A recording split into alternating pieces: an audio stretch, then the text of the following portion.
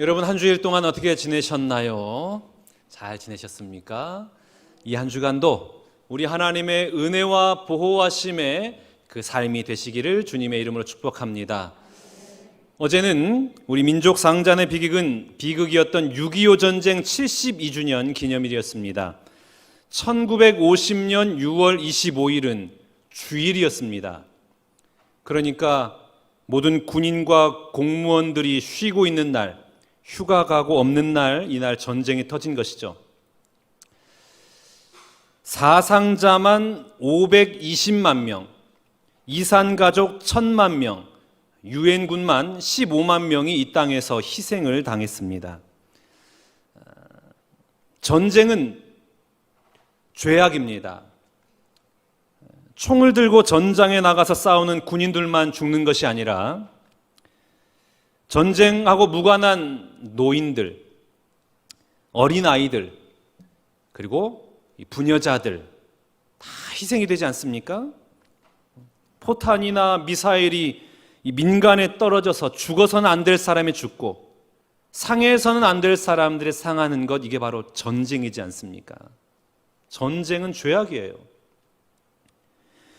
사람만 살상하는 것이 아니라 수천 년 혹은 그 이상의 장구한 세월 동안 가꾸고 건설해온 그 문화유산도 한순간에 다 불살라지고 사라져버리고 마는 것이죠. 무엇보다 이 전쟁이 휩쓸고 지나간 자리에는 인간의 추악한 여러 가지 모습들의 잔재가 남기 마련인데, 그게 바로 노략과 약탈입니다. 군인들이 지나가는 곳마다 닥치는 대로 남의 좋은 물건들 훔쳐가고 연약한 부녀자들을 겁탈하고 잔인한 짓들을 서슴지 않는 것이 전쟁이라는 이름으로 묵인이 되고 있다는 것이죠. 우리가 우크라이나를 통해서 우리가 보지 않습니까? 그러므로 여러분, 전쟁은 죄악이에요. 모든 전쟁에는 이유가 있죠. 그래서 전쟁을 일으킨 나라는 저마다 이 전쟁의 정당성을 확보하려고 노력을 합니다. 이번 전쟁은 악을 처벌하기 위함이었다. 이번 전쟁은 근대화를 위한 전쟁이었다. 이번 전쟁은 자유를 쟁탈하기 위함이었다. 이번 전쟁은 세계의 평화를 위한 전쟁이었다. 이런 정당성을 확보하려고 이런저런 이유를 늘어놓습니다. 그런데 성경에서는 평화가 깨지는 전쟁의 원인을 무엇이라고 기록하고 있느냐? 야고보서 4장 1절 말씀을 보면 이렇게 기록하고 있습니다. 너희 중에 싸움이 어디로부터, 다툼이 어디로부터 나느냐? 너희 지체 중에서 싸우는 정욕으로부터 나는 것이 아니냐? 이 땅에 일어나는 모든 전쟁은 무엇으로부터 시작된다고요? 인간의 정욕이. 인간의 정욕 때문에 전쟁이 일어난다라는 것입니다. 그러므로 어떤 전쟁의 정당성을 확보한다 할지라도 그것은 기본적으로 인간의 정욕으로부터 시작되었다라는 것을 부인할 수가 없다라는 것이죠. 이 땅에서 일어나는 모든 전쟁은 하나님의 말씀을 떠난 인간의 정욕, 인간의 탐욕으로부터 시작되는 것입니다. 다시 말하면 하나님이 계셔야 할 그 자리에 인간의 탐욕이, 인간의 정욕이 들어가면 그때의 전쟁이 일어나고 평화가 깨지더라라는 것입니다. 나라와 나라 사이의 전쟁뿐만 아니라 민족과 민족 사이에, 지역과 지역 사이에, 사람과 사람 사이에 다툼과 갈등과 싸움이 계속해서 일어나는 이유는 무엇이냐? 인간의 정욕 때문에 그래요. 하나님을 예배하고 하나님의 은혜 안에 머물고자 함께한 교회 공동체 안에 갈등이 있고 다툼이 있고 싸움이 있는 이유는 무엇일까요? 인간의 이 정욕, 내 욕망이 드러나기 때문에 자꾸 싸우게 되는 거예요. 사랑만 해야 될 한 가정이 불화가 생기는 이유가 어디에 있겠습니까? 이기적인 내 욕심만을 주장하고 내 욕심만을 채우려 하기 때문에 갈등이 있는 거예요. 전쟁과 같은 가정이 되어버리고 마는 것입니다. 여러분, 우리 인간 실조는 불안이죠. 불안해요. 늘 항상 우리는 불안하면서 삽니다. 실패에 대한 불안, 질병에 대한 불안, 가난에 대한 불안, 그리고 죽음에 대한 불안. 늘 불안해요. 이런 인간 실존에 이 불안을 해소하기 위해서 여러 가지 노력을 합니다. 어떤 사람은 물질을 모으죠. 그러나 옛말에 천석구는 천가지 걱정, 만석구는 만가지 걱정이 있다라는 말처럼 돈이 많아지면 많아질수록 걱정도 많아지는 거예요. 가지는 것이 많으면 많을수록 걱정스러운 일들이 많아지는 법입니다. 또 어떤 사람들은 지식을 쌓습니다. 그런데 그 쌓은 지식 때문에 아는 게 많기 때문에 간섭하는 게 많아요. 그러다 보니까 그 쌓은 지식이 오히려 그 사람을 힘들게 하고 그 사람을 말미암아 불행하게 만든다라는 것이죠. 또 어떤 사람은 명예를 추구합니다. 평범한 사람에게는 아무런 문제도 되지 않을 것이 명예가 있는 사람, 지위가 있는 사람에게는 큰 문제가 생겨요. 그래서 낙심하게 되고 좌절하게 되고 자살하게 되는 거예요.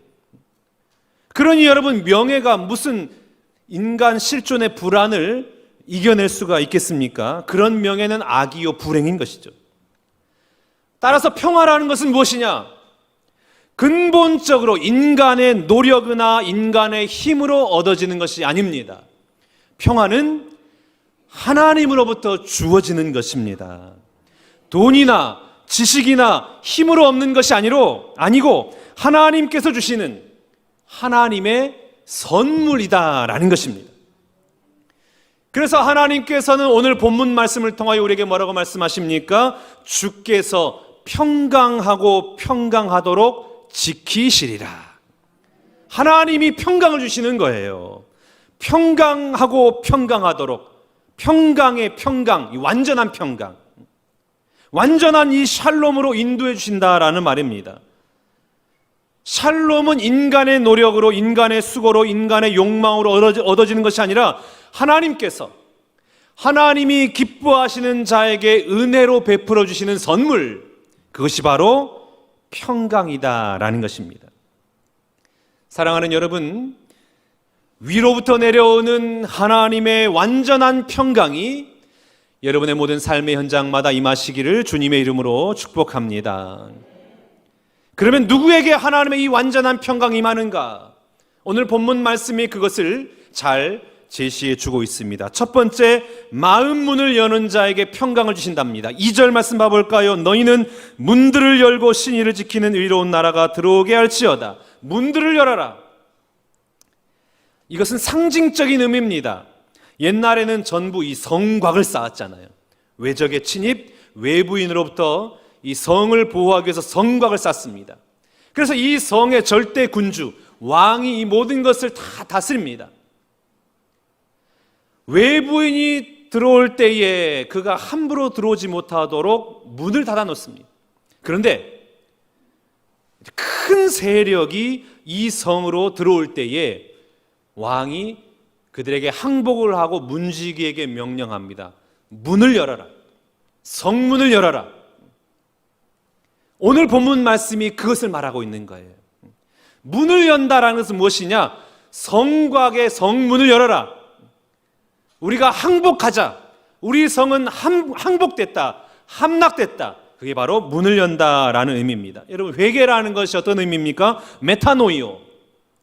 이것은 군사적 용어예요. 성벽을 열어라, 이런 같은 의미입니다. 성벽을 열어라. 항복해라. 마음을 돌이켜라. 네가 이전에 가지고 있었던 생각, 이념, 가치관, 그 모든 것을 버리고 하나님의 진리의 말씀 앞에 너의 마음의 문을 열어라. 이게 바로 회개입니다. 돌이켜라. 하나님께로 성문을 열어라. 이게 회개입니다. 누구에게 평강이 임하는가? 하나님의 진리의 말씀 앞에 마음의 문을 열고 하나님을 내 인생의 왕으로 모신 자, 그런 자에게 하나님의 완전한 평강이 임하는 것입니다. 내 것을 내려놓는 거예요. 내 지식, 내 경험, 내 가치관, 내 삶의 방식, 이건 내려놓고 오로지 하나님께서 내 인생 가운데 들어오셔서 나를 다스리시고 지배하시고 이끌어달라라는 그 마음의 문을 여는 자에게 하나님의 완전한 평강이 임하는 것입니다. 1904년에 마틴 부부에는 이 부부의 아들이 한 명 있었는데 9살 난 아들이에요. 어느 날 이 아내가 병들어가지고 아주 위독한 상태에 빠졌습니다. 마침 그때에 뉴욕에 있는 성서신학원에서 이 목사님에게 전화가 왔어요. 목사님, 이곳에 오셔가지고 말씀을 좀 전해주십시오. 그런데 그곳에서 가서 설교를 하고 돌아오려면 하루를 꼬박 새야 되는 거거든요. 그 아내를 혼자 놔두고 갔다 와야 되는 거예요. 그래서 죄송합니다. 제가 갈 수가 없습니다. 왜 그러시는가요? 좀 시간을 내주실 수 없나요?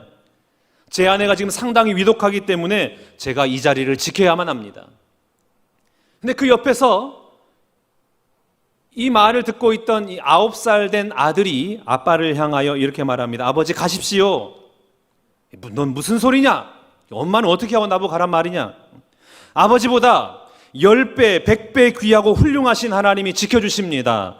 하나님께서 지켜주시는데 왜 아버지께서 가시지 않습니까? 가십시오. 9살 된 아들이 그 말을 하는 거예요. 이 목사님이 충격을 받았어요. 도대체 지금까지 나는 무엇을 믿고 어떻게 목회를 하고 있었는가? 그리고 하나님 앞에 회개하고 하나님 앞에 기도로 맡겨드리고 집회를 하러 간 거예요. 이 아들의 말을 이 목사님만 들은 것이 아닙니다. 시름시름 앓고 있던, 병에 시달리고 있던 이 사모님도 듣고 있었어요. 그런데 이 아들의 말이 싫지 않은 거예요. 서운해하지 않은 거예요. 그게 너무나 감동이 된 거예요. 그래서 그때의 감동을 가지고 시로 적습니다. 이 목사님이 집회를 마치고 돌아왔는데 아내가 시를 적었어요. 너무나 아름다운 시예요. 이 시에 곡을 만들어서 찬송가를 불렀습니다. 너 근심 걱정 말아라. 주 너를 지키리. 주 날개 밑에 거하라. 주 너를 지키리. 다 같이 주 너를 지키리. 아무 때나 어디서나 주 너를 지키리. 늘 지켜주시리.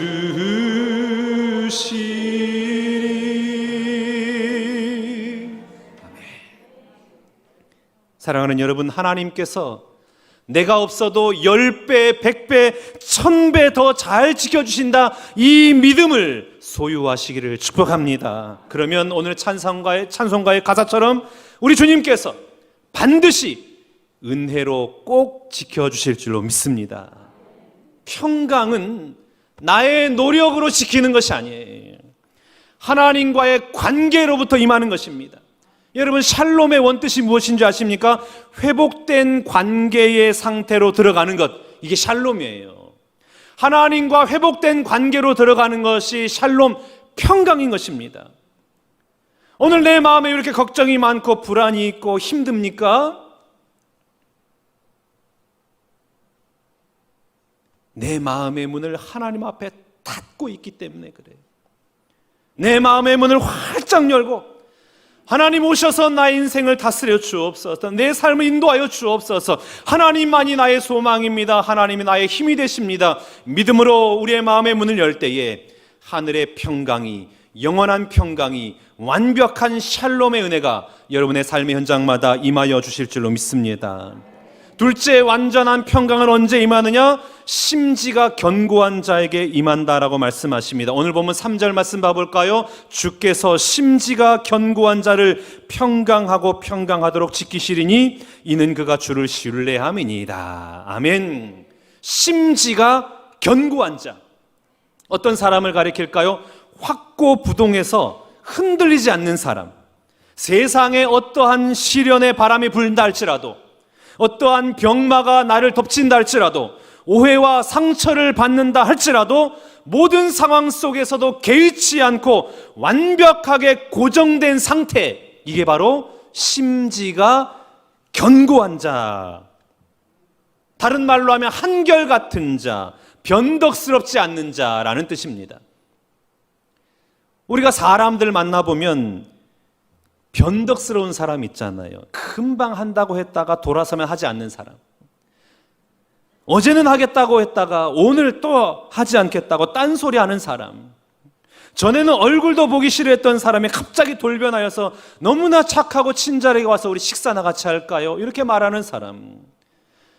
이렇게 변덕스러운 사람, 여러분 어떻게 하나님 평강이 임할 수 있겠습니까? 오히려 그 사람 때문에 다른 사람도 불안하게 만드는 거예요.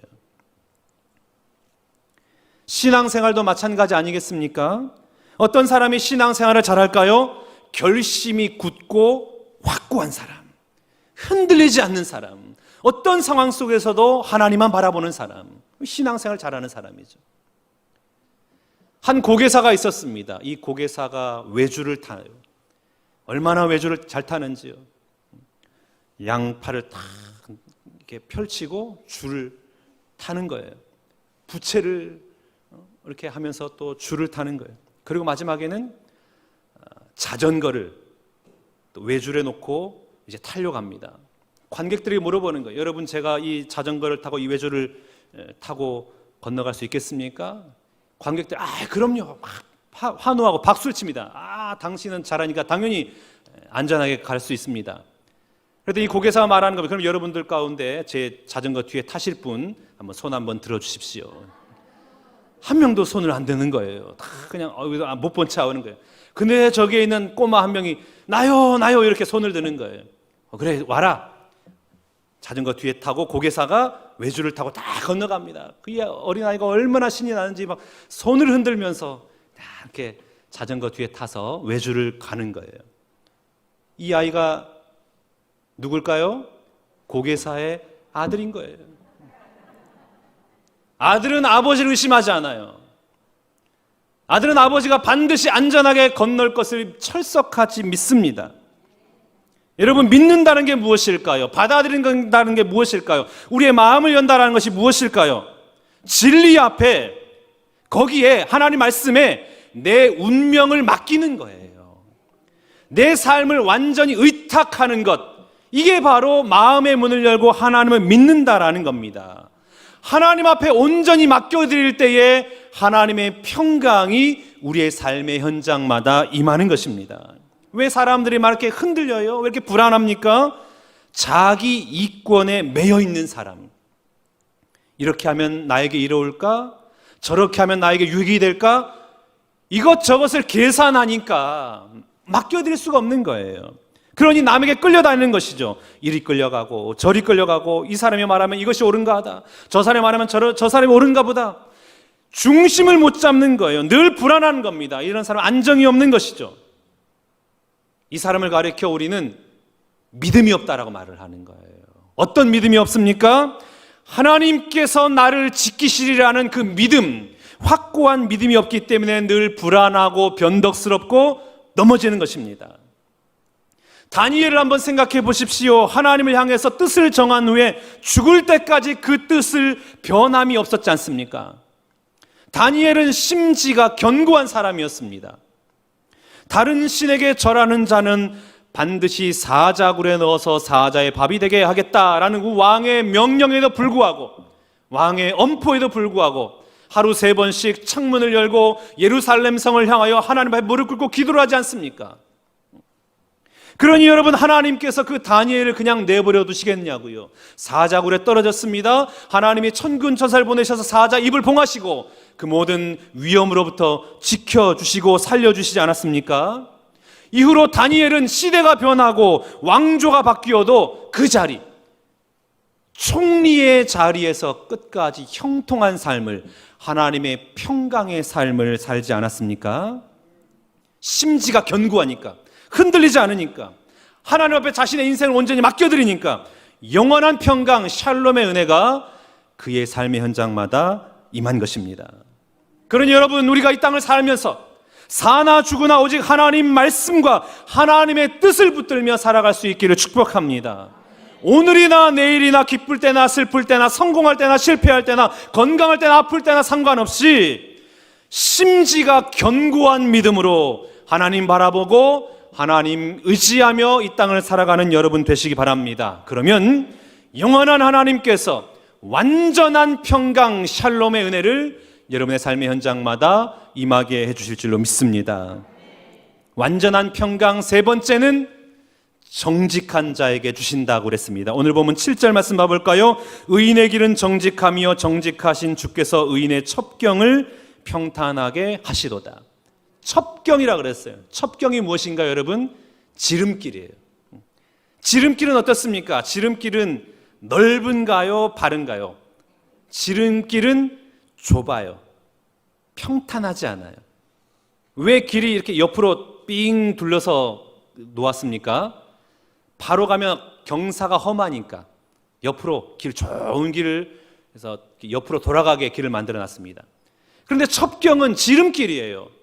지름길로 가다 보니까 울퉁불퉁해요. 좁아요. 위험해요. 때로는 다쳐요. 넘어져요. 지름길은 그런 길이에요. 그런데 오늘 하나님 뭐라고 말씀하세요? 첩경을 뭐라고 한다고요? 평탄하게 하시리라. 지름길도 평탄하게 해주신대요. 어떤 사람에게요? 의인의 길은 정직하며, 의인, 믿음의 사람, 정직하게 살아가는 믿음의 사람에게는 첩경도 평탄하게 해주시는 은혜를 베풀어 주신다라고 말씀을 하고 있습니다. 여러분 정직하신가요? 정직이 무엇인가요? 정직. 우리가 일반적으로 말할 때 정직은 상대적인 용어입니다. 당신은 세 번의 거짓말을 했지만 저는 한 번밖에 안 했으니 제가 더 당신보다 정직합니다. 상대적인 개념이에요. 정직은. 저 사람은 거짓말하지만 저는 거짓말하지 않습니다. 상대적인 용어가 바로 정직입니다. 그런데 성경에서는 정직을 그렇게 말하지 않아요. 성경에서 말하는 정직은 무엇이냐? 하나님이 정직하면 저도 정직하겠습니다. 하나님이 사랑하시면 저도 사랑하겠습니다. 하나님이 좋아하시면 저도 좋아하겠습니다. 모든 것을 하나님께 초점을 맞추는 것, 이게 바로 정직이에요. 하나님과 발 맞추어 살아가는 삶을 우리가 정직하다라고 말을 합니다. 예를 들어서 제가 하는 말을 어떤 사람이 못 들을 수 있어요. 제가 어떤 권사님을 너무나 사랑스럽게 대하다가 돌아서서는 그 권사님을 향해 욕을 해요. 저렇게 사니까 안 되는 거지. 그런데 그 권사님 모른단 말이에요. 우리 권사님 너무나 나이스하고 너무나 사랑이 많으신 분이야. 왜 그래요? 제 말을 못 들었기 때문에 그래요. 들은 바가 없어요. 본 바가 없어요. 그러니까 늘 항상 괜찮다라고 생각을 합니다. 오늘 우리가 이곳에서 예배하고 있잖아요. 하나님의 은혜 안에서 때로는 웃기도 하고 울기도 하고 감동하기도 하고, 어느 누구 하나 은혜스럽지 않은 사람이 없어요. 다 나이스해요. 다 괜찮은 사람이에요. 그런데 사람들이 보지 않을 때 어떻게 사는지 몰라요. 어떤 말을 하고 어떤 삶을 살아가고 있는지 모르기 때문에 괜찮다라고 생각하는 거예요. 내가 보지 않고 듣지 않고 알지 못하기 때문에 괜찮구나라고 생각을 합니다. 그런데 하나님은 우리의 말을 들으시고 우리의 삶을 보시고 우리의 모든 것을 알고 계시는 하나님이세요.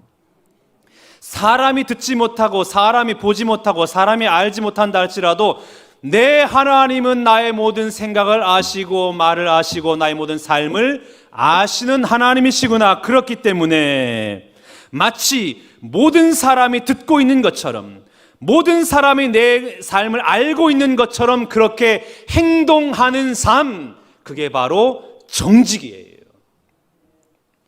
빌 하이벨스 목사님이 쓴 책 아무도 보는 이 없을 때 당신은 누구인가 라는 책이 있습니다. 이 책에서 이 목사님이 이렇게 말을 합니다. 인격이란 아무도 보는 사람이 없을 때에 우리가 하는 행동이다. 인격은 다른 사람들이 우리에 대해 생각하는 바 곧 평판과는 다르다. 인격은 성공이나 성취와도 다르다. 인격은 우리가 무엇을 했는가가 아니라 우리가 어떤 사람인가 하는 것이다. 우리의 진짜 인격은 무엇이냐? 사람과 사람 사이의 관계에서 나타나는 것, 그게 인격이 아니라는 거예요. 사람이 없어도 나는 어떤 사람으로 살아가는가? 나를 보는 이가 없을 때 나는 어떻게 살아가는가? 이게 진짜 인격이다라는 겁니다. 여러분 홀로 계실 때에 어떻게 살아가십니까? 예배할 때 말고, 교회에 있을 때 말고, 말씀 들을 때 말고, 혼자 있을 때, 여러분 혼자 계실 때에 여러분은 어떤 삶을 살아가십니까? 요한복음 1장 말씀을 보면 예수님께서 제자들을 불러요. 그런데 빌립이 나다나엘을 같이 불러서 예수님 앞으로 데려옵니다. 예수님이 나다나엘을 보자마자 이렇게 말합니다. 이 사람은 참 이스라엘 사람이로다. 그 마음속에 간사함이 없도다. 그러니까 나다나엘이 깜짝 놀라요. 아니 선생님, 저는 선생님 오늘 처음 뵀는데 저를 아십니까? 그러자 예수님께서 이렇게 말씀하십니다. 요한복음 1장 48절 말씀, 나다나엘이 이르되 어떻게 나를 아시나이까? 예수께서 대답하여 이르시되 빌립이 너를 부르기 전에 내가 무화과 나무 아래에 있을 때에 보았노라. 무슨 말입니까 여러분? 주님은 보고 계셨다라는 거예요.